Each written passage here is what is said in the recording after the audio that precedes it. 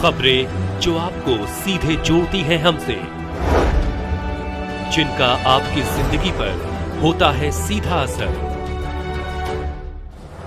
खबरों की वही तस्वीर,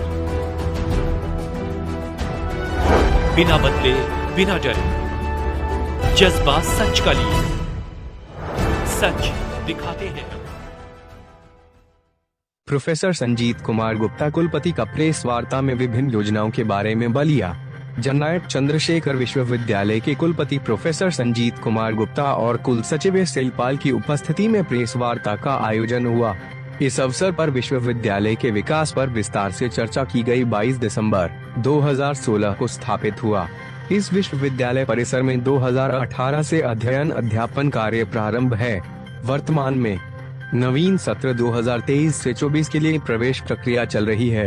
विश्वविद्यालय परिसर में पूर्व संचालित पाठ्यक्रमों में हिंदी, अंग्रेजी, समाजशास्त्र, राजनीति विज्ञान, अर्थशास्त्र, प्राचीन इतिहास, मध्यकालीन एवं आधुनिक इतिहास, भूगोल, संगीत गायन, संगीत तबला, MSW, एमकॉम, MSc गणित, MSc भौतिक विज्ञान, BFA के साथ PG DCA, PG diploma in tourism and hospitality management, PG diploma in journalism and mass communication, PG diploma in yoga and naturopathy, PG diploma in goods and service tax में खुला प्रवेश लिया जा रहा है। BSc कृषि, MSc कृषि एग्रोनॉमी एवं हार्टिकल्चर तथा एमकॉम पाठ्यक्रमों में प्रवेश परीक्षा का आयोजन कर परिणाम घोषित किया जा चुका है और प्रवेश हेतु विद्यार्थियों की काउंसलिंग की जा रही है। BBA में प्रवेश आरंभ। विश्वविद्यालय परिसर में इस सत्र से व्यावसायिक पाठ्यक्रम bachelor in business administration BBA में प्रवेश दिनांक है 1 सितंबर 2023 से प्रारंभ किया जा रहा है। विश्वविद्यालय परिसर में इनक्यूबेटर की स्थापना उत्तर प्रदेश सरकार द्वारा स्टार्टअप संस्कृति को बढ़ावा देने के लिए उत्तर प्रदेश स्टार्टअप नीति 2020 में बनाई गई, जिसे 2022 में संशोधित किया गया है। इस नीति के अंतर्गत पूरे प्रदेश में 100 तथा प्रत्येक जनपद में एक इनक्यूबेटर स्थापित किया जाना है। इस संदर्भ में जिलाधिकारी बलिया के द्वारा मुख्य विकास अधिकारी बलिया को नोडल अधिकारी बनाया गया है, जिनके निर्देश पर जिला विद्यालय निरीक्षक बलिया तथा जननायक चंद्रशेखर विश्वविद्यालय बलिया एवं संबद्ध महाविद्यालयों के प्रमुख प्राचार्य प्राध्यापकों के एक समूह की बैठक 29 अगस्त 2023 को हुई। इस बैठक में विश्वविद्यालय परिसर में इनक्यूबेटर स्थापित करने की संस्तुति की गई है। यह इनक्यूबेटर स्टार्टअप्स को बढ़ावा देने के लिए भौतिक कार्यालय स्थान, कोचिंग, परामर्श और कानूनी और कॉरपोरेट सेवाएं तथा नेटवर्क कनेक्शन प्रदान करेगा। इनक्यूबेटर के अनुमोदन के पश्चात ही कोई भी स्टार्टअप वित्तीय प्रोत्साहन हेतु किसी नोडल एजेंसी को आवेदन कर सकेगा। इस इनक्यूबेटर द्वारा स्टार्टअप शुरू करने वाले व्यक्तियों को अपने विचार को मूर्त रूप प्रदान करने तथा उसे बाजार तक पहुंचाने में सहायता प्रदान की जाएगी। इसके लिए इनक्यूबेटर के अंतर्गत मीटिंग रूम, सम्मेलन कक्ष, रिफ्रेशमेंट जोन, कोवर्किंग स्पेस आदि सुविधाएं उपलब्ध कराई जाएंगी। शासन की इस महत्वाकांक्षी इस योजना के अंतर्गत इनक्यूबेटर की स्थापना, परिचालन, स्टार्टअप प्रोत्साहन, प्रोटोटाइप अनुदान, सीड कैपिटल, विपणन सहायता आदि के रूप में शासन द्वारा पर्याप्त वित्तीय सहायता प्रदान की जाएगी। कवि सम्मेलन का आयोजन विश्वविद्यालय तथा उत्तर प्रदेश लोक एवं जनजाति संस्कृति संस्थान, संस्कृति विभाग उपप्रथम के संयुक्त तत्वावधान में हिंदी दिवस के अवसर पर दिनांक 14 सितंबर 2023 को हिंदी, अवधी, भोजपुरी, बघेली, ब्रज एवं संस्कृत के कवियों का एक कवि सम्मेलन आयोजित किया जाएगा। जनपद में अपने आप में अनूठा यह पहला आयोजन होगा, जिसमें विभिन्न भाषाओं एवं बोलियों के कवि अपनी अपनी कविताएं प्रस्तुत करेंगे।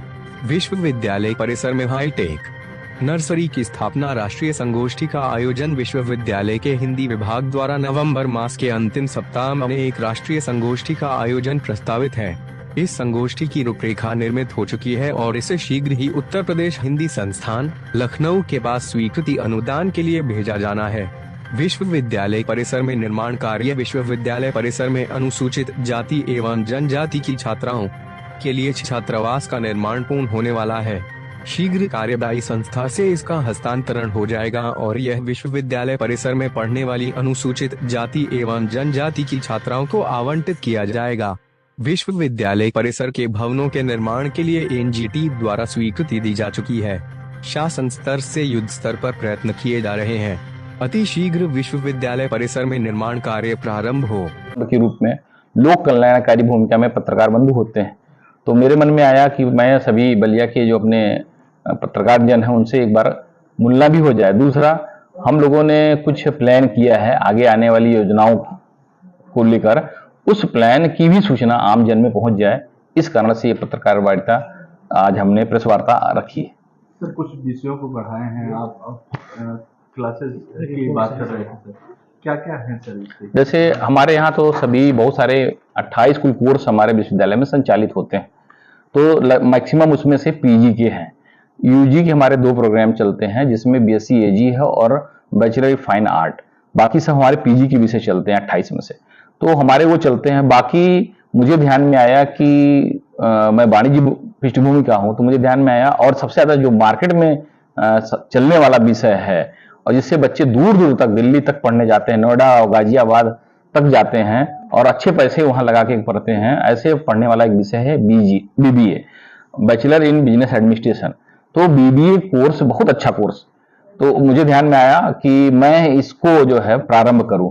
तो पहले तुरंत मेरे मन में आया कि इसको इसी वर्ष से प्रारंभ करते हैं। मुझे ज्वाइन किए हुए ज्यादा समय नहीं हुए, तो हमने अपने सारे जो हमारे फॉर्मेलिटीज होते हैं तमाम निकायों से पास होने के लिए कोर्स पास करा लिया है, और हम इसमें आज के बाद से उसमें हम अपने जो है 60 हमारे सीटें रहेंगी बीबीए में, और हम लोगों ने उसमें बहुत मिनिमम राशि रखी है, 15,000 रुपये फीस रखा है।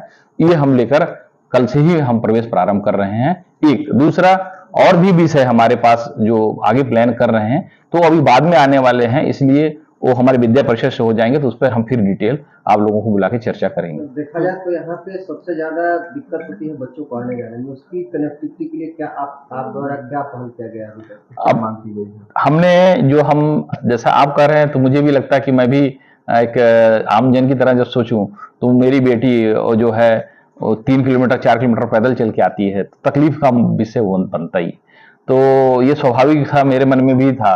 तो मैंने यहाँ पर जो है, अब इससे बड़ा क्या हो सकता है कि परिवहन मंत्री यहीं के हैं, तो परिवहन मंत्री जब यहाँ के हैं तो मैं तो उनसे भी आग्रह किया था, वैसे उन्होंने कहा भी है, और मैंने उनसे आग्रह किया कि यहाँ जो है बसें उपलब्ध करा दी जाए, तो उन्होंने ये उस आग्रह को स्वीकार करके सरकारी बस का एक सिस्टम बनाया है। वो आती है बस और उसमें बच्चे आते हैं। लेकिन मेरा तो इतना निवेदन था उनसे, और अभी भी है, कि वो आप लोग माध्यम से जानकारी होगी ही, कि जो तमाम हमारे यहाँ CSR में कंपनियां होती हैं, वो बड़ी बड़ी जहाँ से हम लोग हमारी सरकारें बसें खरीदती हैं, 2-1 बसें मुझे वो वहाँ से गिफ्ट के रूप में दिला सकते हैं, क्योंकि इससे बड़ा सामाजिक संस्थान कोई होता नहीं है। तो ये अगर हमको 2 बसें मिल जाएं, इलेक्ट्रॉनिक वाली कोई 2 बसें मिल जाएंगी, किसी की भी दान सहयोग से मिल जाएंगी, तो हम उसको संचालन की मिनिमम, मतलब नो प्रॉफिट नो लॉस, मतलब प्रॉफिट उसमें सोचना ही नहीं है, कि हम उसको चलवा लेंगे, और कम से कम मेन सड़क से हम बार हर आधे घंटे के अंदर आने जाने की व्यवस्था दे देंगे। तो हमारी बालिकाओं के लिए, और विशेष रूप से बलिया की जो हमारी बालिकाएं हैं, और मुझे तो आज खुशी हो रही है, और एक बात बताते हुए कि मतलब कहते प्राउड हो रहा है बलिया पे कि जया वर्मा और यहीं के जो है मूल रहने वाली, सिकंदरपुर के बालूपुर गांव की रहने वाली, आज जो है जो बोर्ड है रेलवे भर्ती बोर्ड, उसकी चेयरमैन बनती है, CU बनती है। तो मुझे बलिया में ये कहते हुए मैं आपके माध्यम से उनको भी बहुत बहुत शुभकामना देता हूं कि बलिया की बेटी ने बलिया का मान बढ़ाया। 3 बेटियों को चिंता करना यहाँ के जनप्रतिनिधियों का और हम सबका नैतिक दायित्व बनता है। तो जिस तरह से सर बिल्डिंगें कम है और क्लासेस ज्यादा हैं, तो सर कैसे आप लोग? अभी यही एक थोड़ा सा दुख का पहलू है कि जो है हमारे पास जो है, हम जितना हमको जरूरतें हैं उससे कम हमारी कक्षाएं हैं। हमको विश्वविद्यालय की परीक्षा से लेकर सारा कुछ काम उन्हीं कक्षाओं में करना पड़ता है, और ये जो भी कुछ मेरे पास उपलब्ध है वो माननीय चंद्रशेखर जी के समय में जो बने हुए थे, उसी को हम लोग उसी में अपनी सारी व्यवस्थाएं चला रहे हैं। और मुझे विश्वास है कि सरकार शासन अब इस दिशा में पूरी तरह से अग्रेसन में आई है और अग्रेतर कार्रवाई के लिए आगे बढ़ रही है। मुझे विश्वास है कि 4-6 महीने में अगर मुझे 2-1 बिल्डिंगें जो कि आधे अधूरी पे रुक गई थी, वो अगर मुझे मिल जाएंगी, तो निश्चित रूप से विश्वविद्यालय में एक नई दिशा और नई गति बनी जाएगी।